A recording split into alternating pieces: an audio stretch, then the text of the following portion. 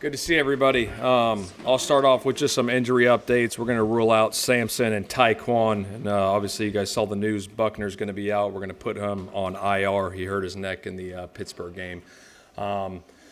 So starting off, obviously really excited to be here in Berlin. It's a great opportunity for the Colts organization, also the NFL. It's great to be over here. There's so much history here, and to play in that stadium is going to be awesome in front of the fans here. So looking forward to that. With that, open it up with questions. Go ahead, guys. Fire away. Shane, with DeForest, surprising? Yeah, I mean, he's as tough as they get. Anytime, a guy like that goes down, obviously it hurts our football team. He's one of our leaders, one of our best players on defense, been a staple for us. So no timetable on the return. Hopefully get him back, though. You didn't mention it earlier in the week. Is that because you're still evaluating it? Yeah, we're working through it. Yeah.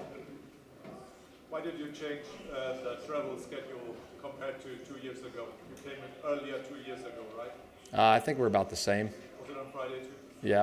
Yeah, same schedule. What did you learn from that experience that maybe has helped you so far this week, just managing expectations? Yeah, it was great coming over here 2 years ago in Frankfurt and getting that experience. And obviously, you always look through the schedule stuff and see how that plays out. And I thought our guys handled it really well 2 years ago, so kind of stayed on the same schedule. Guys been good, got some good rest on the plane, got a good practice in just now, and looking forward to Sunday. Tough loss last time to the Steelers.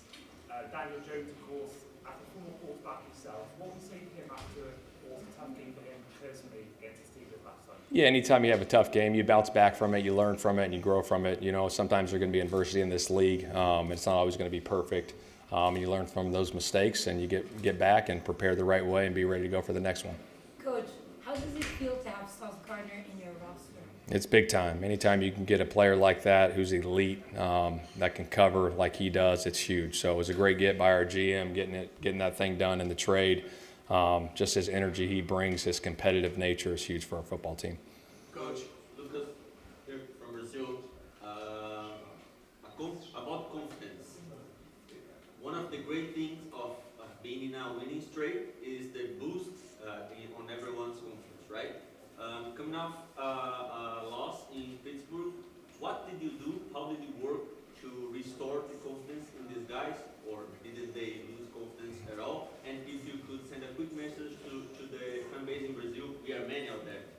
Say the last part, I'm sorry. The Colts fan base in Brazil. Oh, yeah. Well, first off, shout off to the Colts fan base in Brazil. I think that's incredible. Obviously, a lot of Colts fans out there is huge. I think in this league, you're going to go through ups and downs, and even when you lose a game, like I said, you prepare the right way each and every week. You bounce back, and our team hasn't lost any confidence in that. We had a great week of preparation, and just excited to be here. Coach, playing in Week 10 internationally is quite a late time of year to be taking the team outside of America. Are you worried about how that affects your rhythm for the season? I'm not. I think when we played over here 2 years ago, I believe it was Week 10 as well. So kind of the same thing that we had 2 years ago. Like I said, our team's in a good mindset right now. We feel good. Obviously, we got a hell of a challenge with the Falcons coming up on Sunday, a really good football team. But looking forward to the opportunity to go compete against those guys. Welcome to Berlin. You mentioned you're in one of the most vibrant, interesting cities in the world, arguably. You're here for a very limited span of time, obviously. You have business to attend. Do your players even have an hour or two to get out and see anything from the city at all? Yeah, they'll have a little bit of time. Some guys might go explore a little bit, but for the most part, like I said, we're focused as a business trip for us, and we got to get some work done on Sunday. But like I said, just a historic place to be here.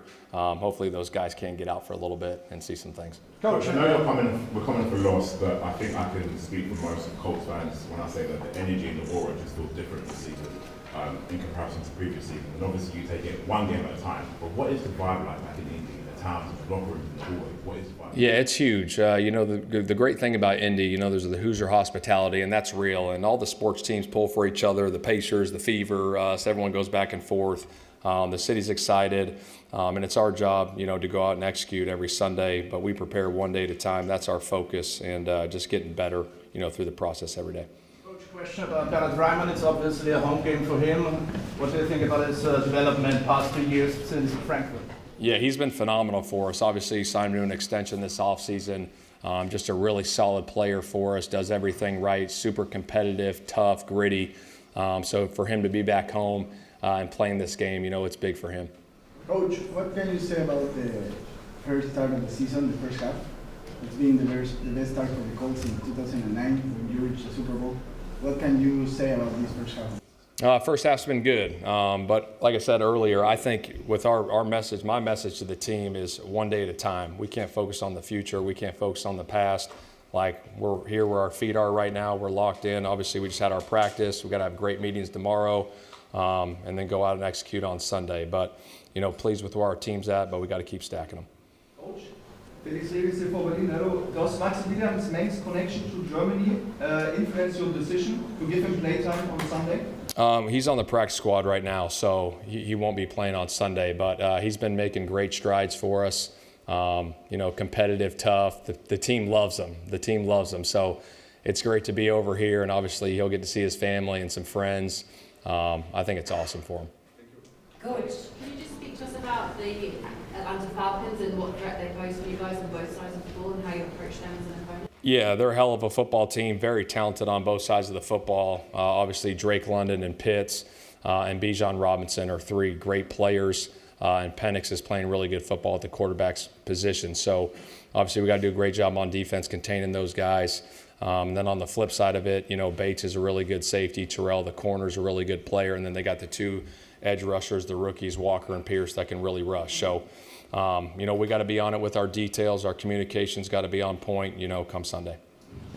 Coach, what kind of impact has Carly Gordon had on the team since she took your role? Yeah, she's been great. She's been very involved, since I became the head coach and even the years before. On the details, on everything, understands the game, very involved in meetings, at every practice. She's been phenomenal. She's a great leader, and just excited to work with her every day. A couple more.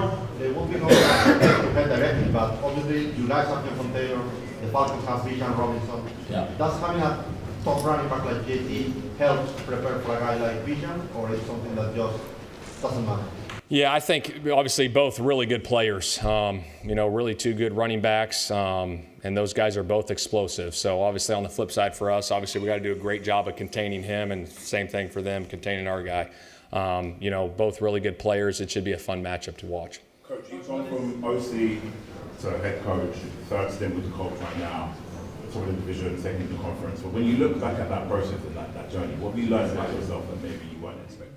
Well, I think you learn a lot. When you're a coordinator, you're in control of your 30 guys on offense. When you become a head coach, now you're in charge of the 53-man roster plus the practice squad guys, and you got to oversee a lot of different things. So through that process, you learn a lot, little ins and outs as you go along the way.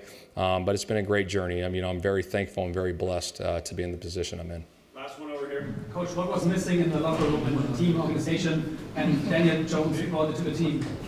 Daniel Jones has been phenomenal for us. Great competitor. His preparation's off the charts. He's been playing great for us, great ball. I think the consistency that he brings, to our team and our football team, and the way he's been playing, the way he prepares, guys kind of just follow that type of leadership. And he's been locked in, always meeting with the guys, extra meeting times, all the little things you want in a quarterback. He's been doing extremely at a high level. All right, thanks guys. Have Daniel Jones comments? All right, thanks guys. Thanks, Coach.